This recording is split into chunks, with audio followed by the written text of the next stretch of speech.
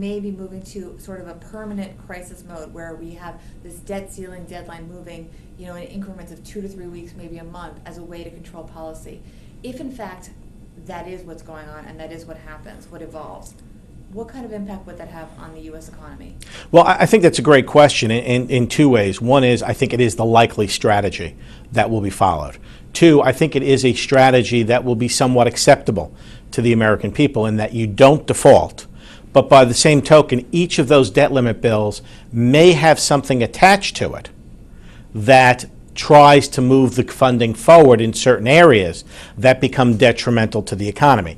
It would not be surprising to me to see the first debt limit extension to include an actual payment for the furloughed 800,000 workers so that they don't miss a paycheck.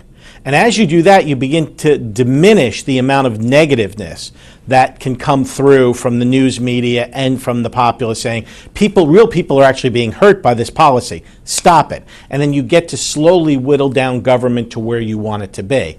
And that, I think, is actually a workable strategy for the Republican Party going forward. I think the, oh my God, we're not going to do anything strategy is a lose strategy. I think incremental is what they're aiming for. And the question then becomes, who blinks first?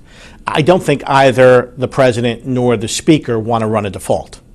And I think if the president is presented with a debt limit bill that extends or ends the default for 2 to 3 weeks and pays for furloughed workers, or doesn't even pay furloughed workers, just promises to pay them, he's going to be hard-pressed not to sign it.